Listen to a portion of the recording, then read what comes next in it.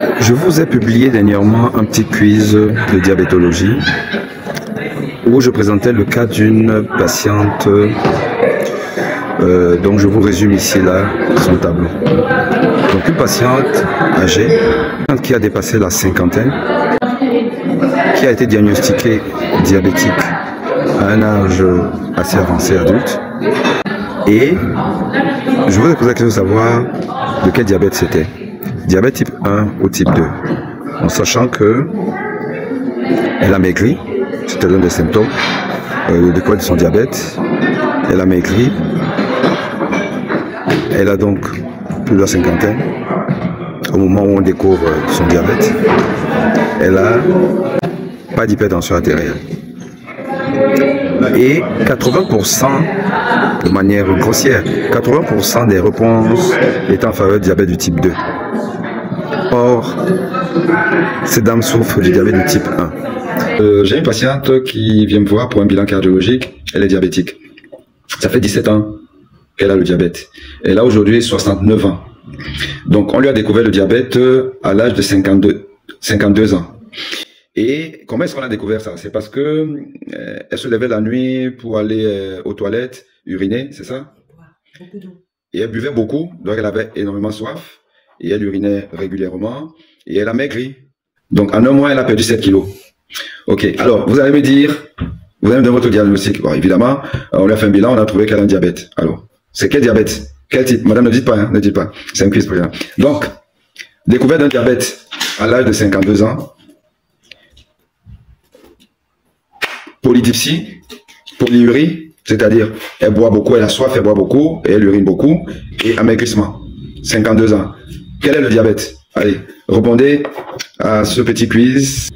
Je vous rappelle, le poids de la patiente, ça a toujours été, combien dire, a toujours été à combien?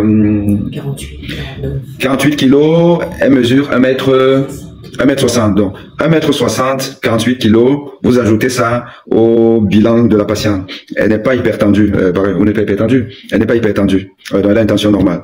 C'est dire si le diagnostic du diabète et la nature, le type de diabète, type 1 ou type 2, pose un problème diagnostique.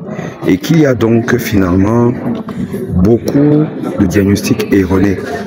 Ou alors, si les médecins qui posent le diagnostic tombent pile poil sur le type de diabète, c'est un peu le fait du hasard. Car en effet, beaucoup de réponses étaient en faveur du diabète du type 2 parce que la patiente était âgée et ensuite parce qu'elle a maigri, essentiellement. Je voudrais donc dire aux uns aux autres que le diabète de type 1 et type 2 a des caractéristiques un peu singulières pour chacun des types, mais les deux types partagent aussi des similarités. Et aujourd'hui, il n'y a pas de critères pathognomoniques du diabète de type 2 et du diabète type 1 selon l'âge. En français simple, je vais dire que le fait d'avoir un âge adulte n'exclut pas le diabète de type 1. Le diabète de type 2 est l'apanage des adultes, mais il peut débuter à l'âge adolescent. Dans l'adolescence. Et le diabète de type 1 peut apparaître chez des personnes adultes et les deux peuvent se manifester par une perte de poids. C'est le diabète de type 2, lui, il est plus rencontré chez les personnes en surpoids, mais on peut aussi maigrir lorsqu'on a le diabète de type 2. On maigrit davantage si on a le diabète de type 1, mais ce n'est pas exclusif. Alors, quelle est la différence fondamentale sur le plan physiopathologique entre le diabète de type 2 et le diabète de type 1? Le diabète de type 2, c'est un excès de sucre, du taux de sucre élevé dans le sang à cause, je parle du diabète de type 2, à cause d'un défaut d'utilisation du glucose. C'est-à-dire que le glucose est produit, l'insuline est produite, l'insuline est produite par le pancréas et cette insuline est l'hormone qui va donc permettre l'utilisation du glucose dans les cellules, donc faire rentrer le glucose dans les cellules. Or, cette insuline n'est pas reconnue par les récepteurs permettant l'entrée du sucre dans les cellules. On parle donc d'insulinorésistance. Le diabète de type 2, c'est un diabète de l'insulinorésistance. C'est la raison pour laquelle on va donner des médicaments qui vont un peu remplacer l'action de l'insuline pour pouvoir transformer ce glucose. Le diabète de type 1, lui, c'est un défaut de production de l'insuline par les cellules du pancréas.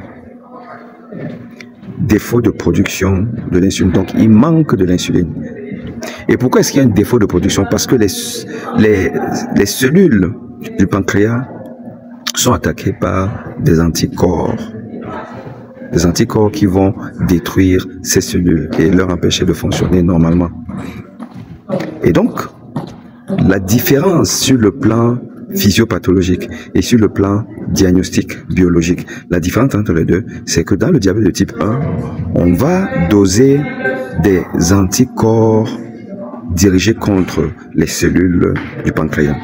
Et quand on aura une production plus importante de ces anticorps, on saura donc que c'est la cause, c'est-à-dire qu'il y a une insulinopénie, donc un manque d'insuline dans l'organisme, dans le sang, parce que les cellules du pancréas sont détruites par ces anticorps, ces auto-anticorps.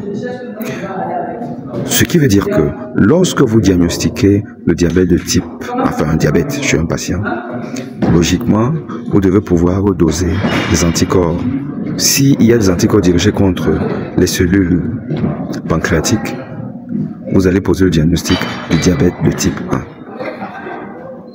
Mais ce qui est fait que rarement, pour ne pas dire jamais, surtout dans le contexte des pays à faibles ressources sanitaires. Voilà.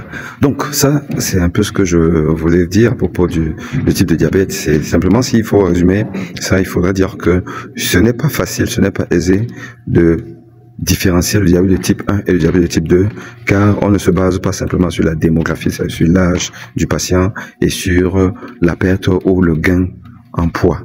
Mais il faut aller au-delà et faire un dosage biologique pour faire la différence. Sinon, on a toutes les chances de se tromper de diagnostic. Or, le traitement des deux diabètes est différent. Dans l'un, on aura besoin de donner de l'insuline de type 1 et dans l'autre, on va donner des antidiabétiques oraux d'abord. À bientôt.